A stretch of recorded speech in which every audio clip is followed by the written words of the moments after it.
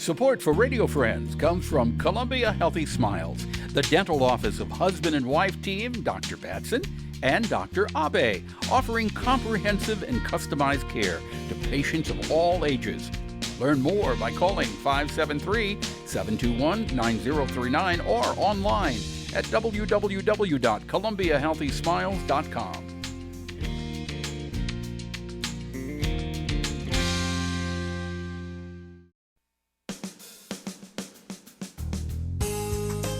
Good morning and welcome to Radio Friends on this Wednesday, May the 5th. And she's here in the studio with us today. Over a year now. Over a year. Barbara Buffaloe has, we've had her on Radio Friends, but only over the telephone or with Zoom or with Skype. Or all the things. But she has had both of her shots. I have had both of my shots. Yeah, you guys know what we did earlier? With mask on, we hugged. It was great. It was great. Oh, there it is. There's the photo. That's what Jalen's doing. We got the hug after all of this time. I was like, wait, you weren't wearing your mask. It's okay, though. You're totally you're double vaccinated. Me too. Because people who have had their vaccination I know. at least 2 weeks. I love that the CDC, like on their list of things you can do, like you can hug. Right, exactly. I was like, you're speaking my language. Yeah, if you've had your vaccination 2 weeks after, you can get together, according to the CDC, you can get together with other people who have had both of their shots and 2 weeks have expired. In fact, that's what we did. Our house, for the first time in a year and a half, had somebody come in. We had a friend come in, and we had lunch together, and we were able to do it without a mask on.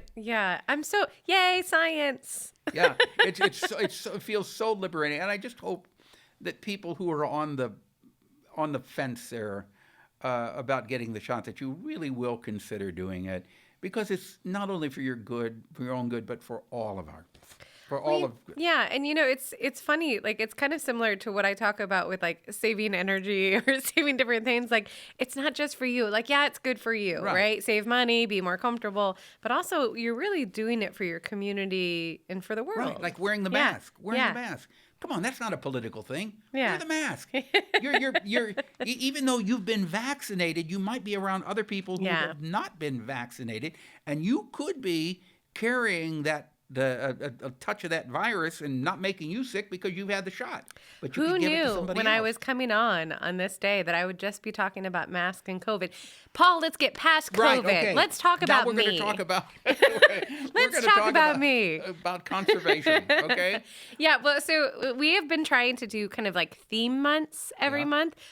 When you're in, actually, let's go back to COVID for a second. Did I say you're from the city of Columbia? I don't know. We were so excited about you. Barbara Buffaloe from the city of Columbia. Okay. Yes, true.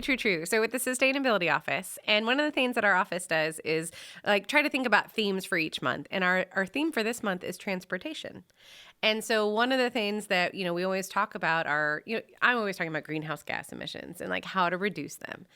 Transportation accounts for about a quarter of our greenhouse gas emissions. So energy is a lot. Are you talking about in the city of Columbia? Mm-hmm, in our community. That's correct. Okay. And so everything that we can do to think about, okay, can we reduce our car trips or can we carpool? Or for instance, if you're going to True False this week, you could think about doing the shuttle that they have or riding your bike or just carpooling with friends and family that are in your bubble so that you're reducing how much emissions are happening from cars. Okay.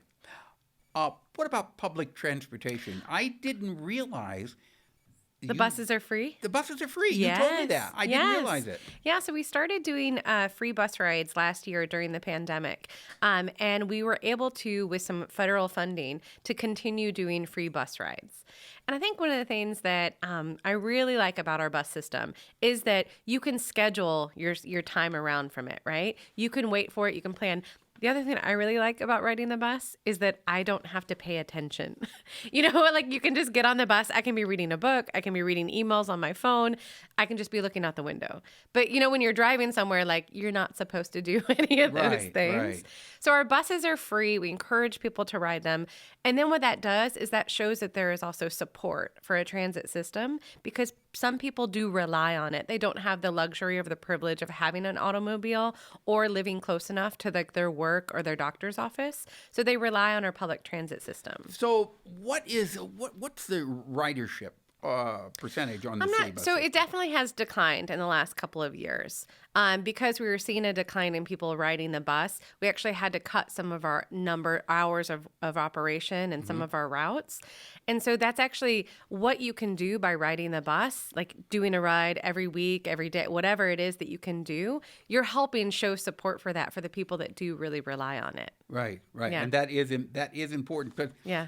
if you don't normally think about using public transportation, keep in mind there are folks in our community who desperately rely on getting around with that public transportation. And so showing your support for it by writing it is one of those ways. More than just talking about it, right? We have a lot of people that are like, we want more bus systems. And I'm like, okay, but get on the bus. Okay. What else have you got? Well, so the other things I have is that when we're thinking about transportation, besides just kind of carpooling, also think about active transportation. So like if you're able-bodied to ride a bike, we really encourage that. And so next week is actually Bike, Walk, and Wheel Week. So like our partners at PedNet, if you go to pednet.org, they have information about this. And they have a lot of events that happen, including my favorite day of the year. You might think it's the monthly visit to Paul Pepper, but no. My favorite day of the year is Breakfast Station Day.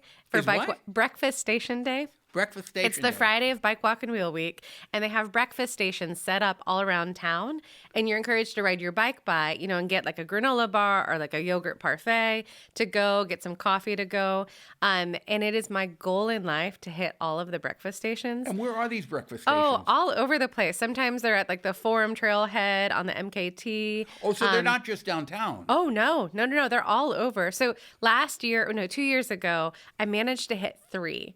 I hit the one that's kind of by Boone Hospital, by that labyrinth, that's there at the corner of Walnut and William, is that it? And then I hit the one that was at the transit station at the Wabash Station. And then I hit the one that was in front of City Hall. Oh, wait, I hit 4. And then I hit the one that was at what's the name? Flat Branch Park. And you were on your bicycle. I'm telling you. Yeah, and my kids were with me for half of it because we rode our bikes past 2 of them, and then I rode them to school. Their elementary school is close. Right. And then I was able to hit the last 2. Don't tell them that I got more snacks without them, please. Okay. And you wear your helmet. Of course I wear my helmet. Look at this head. It's so precious. Okay. All right, Yes. Barb. If people want more information, we've got less than a minute. Well, here. what I encourage people to do is follow us on social media. It's Como Sustainability. On Thursdays, we always have posts about local climate action that you can do. Okay. And so just check us out on Facebook, Instagram. I don't think we're on TikTok yet, but who knows? But yeah, we have tons You're of not on information. what? TikTok, it's a video thing. It's fun. But anyway, the other thing is that we also have a monthly newsletter now. So you can sign up for it from going through there. It has lots of information and upcoming tips as well as events. Are you doing any more of those Fix-It fairs? We paused it for right now, but that was our partners at the Mid-Missouri Solid Waste I think Management those are District. wonderful. I agree. Fix-It fair. And here, real quick, what about the household hazardous waste? Still happening. First and third Saturdays at the Grissom Building at 1313 First Lakeview. and third Saturdays. Yeah. So is this a first Saturday? This is a first Saturday. Okay. All right. So you can take your household. I've got a ton of it. Household hazardous waste. All right. We're out of time, Barb. Thank you so much for Bye. coming. Como.gov/sustainability.